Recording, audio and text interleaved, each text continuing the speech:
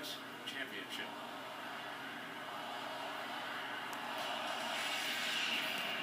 When it comes to history, no one stands taller than the Irish unless you're the Crimson Tide. Two of the most storied programs, and remember, the Irish didn't start playing bowls until the 70s. That's why they trailed by so much in that category. National titles claimed 14 in Alabama and 11 back in South Bend. Heisman winners, and remember, play like a champion today. Coach Kelly brought a sign with him from South Bend. It's a tradition up there when they come off the field. They would have it without a file name or name marker. Final instructions have been given last night. The managers with the final shine on those golden helmets. And now the defending national champion, Alabama Crimson Tide from Tuscaloosa, led by Coach Nick Saban. Saban putting together a dynasty. That's the word we'll use if they win here tonight. It will be their third championship in 4 years, and there were no votes. They did it the hard way. They beat Texas. They beat LSU. And now when they come out here, they'll tee it up against Notre Dame, undefeated in ranked number 1.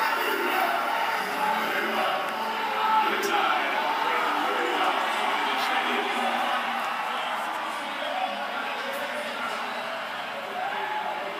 Here they come.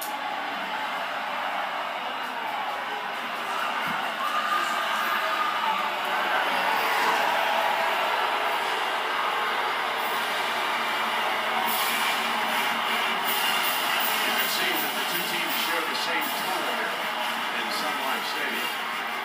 The Irish are watching as the Tide file on.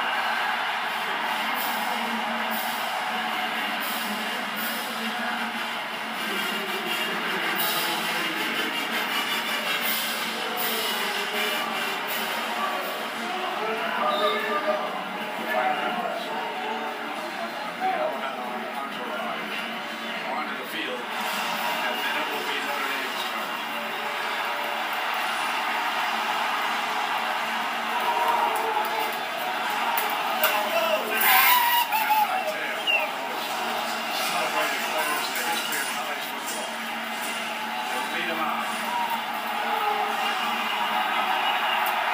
Here we go, man. Tide.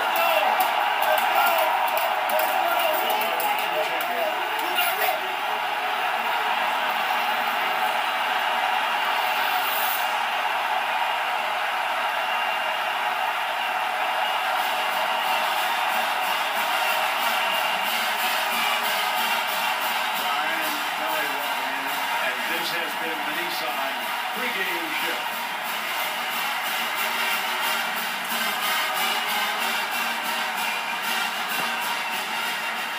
Welcome back, everybody, and what a scene as we look down at Notre Dame and Alabama.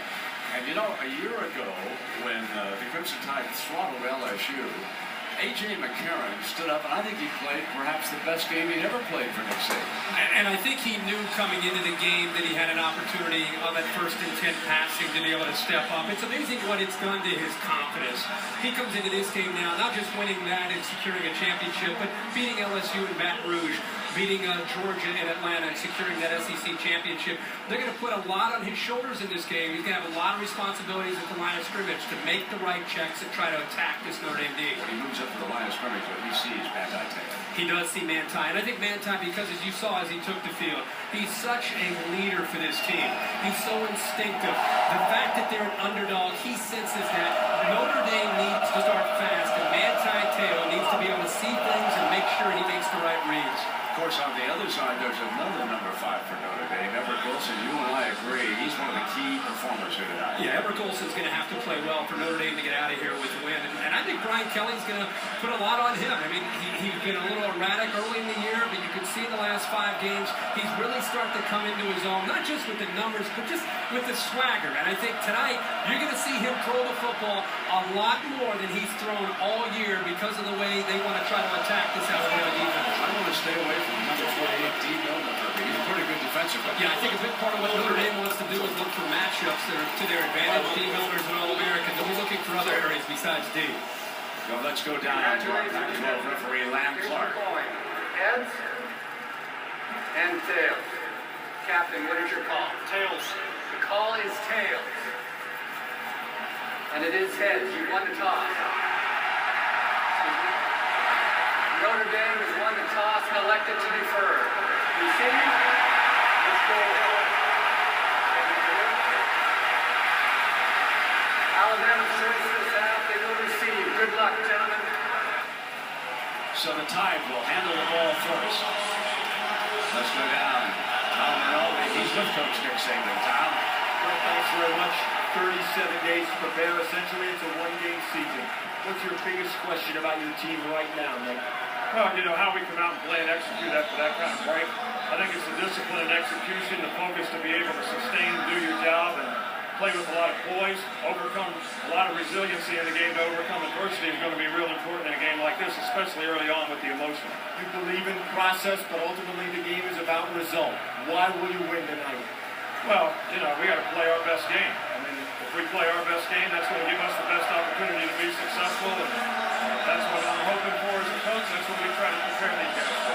Nick, thanks very much. Good luck. Thank you. Let's go across the heather with Brian Kelly. Heather? Tom, thanks so much, Coach. It's been nearly a quarter century since Notre Dame last won a national championship. Moments ago, when you looked into your players' eyes, what did you tell them? Well, how to win this game. You know, they know how to play the game. They'll play hard for 4 quarters. They've got will, determination, toughness. But the first 2 minutes are going to be crucial. And we've got to settle into the game. 2 minutes before the half, 2 minutes in the third quarter, 2 minutes at the end of the game. If we do that and understand how important those 2 minutes are through 4 quarters, we got a great chance to win. Coach, you said you also believe that this game will be decided up front. What do you need to do to gain that advantage? Well, obviously, we've got to stop the run. If they can run at will and they get those big backs on our safeties, we're going to have a hard time bringing them down. Coach, enjoy it. Brent, back to you. All right, thank you very much. And that defense that you'll be hearing from tonight, and one of the leaders is Lewis Moore from Weatherford, Texas. The leader, of course, is number 5, Matt Dale, in his final game, the young man from Honolulu.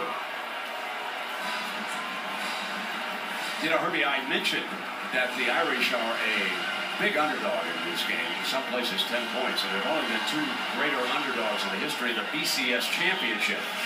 The largest underdog was the Ohio State Buckeye team in 2003 when they played Miami. Before that, Florida State was an 11-point favorite over Oklahoma in 2001. And here's the good news for Notre Dame. Both of those favorites lost in those 2 games.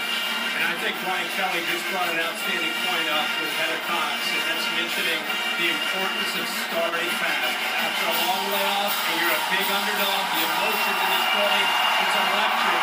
Notre Dame, when you're an underdog, they need to start fast, and they need to have some success to get themselves to believe that they can go out and knock off Alabama. We mentioned number 28, Dean Miller. He'll be a first-round draft choice. He is back deep to return with this kickoff. Kyle Brunson, who's had a fine year for Notre Dame, has it on the tee. And another speech from Christian Jones, who played some very well against LSU in New Orleans, is also back deep to the field. Brunson puts the ball on the tee on the 35-yard line. Settle down, everybody. This crowd is ready.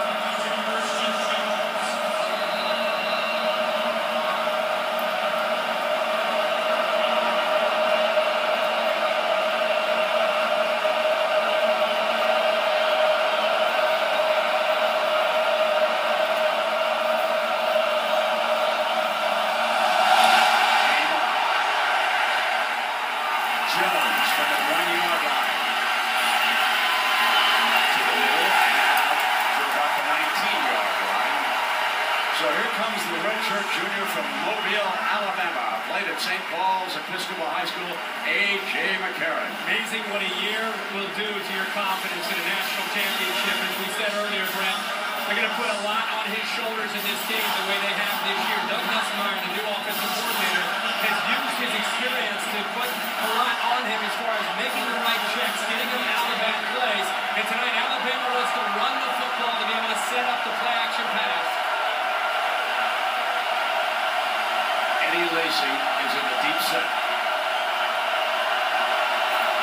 Tracy behind that great offensive line. And he is stopped for about a 1-yard game tackle by that Irish front. And it was led by Lewis Moore, who you saw over there on the sideline getting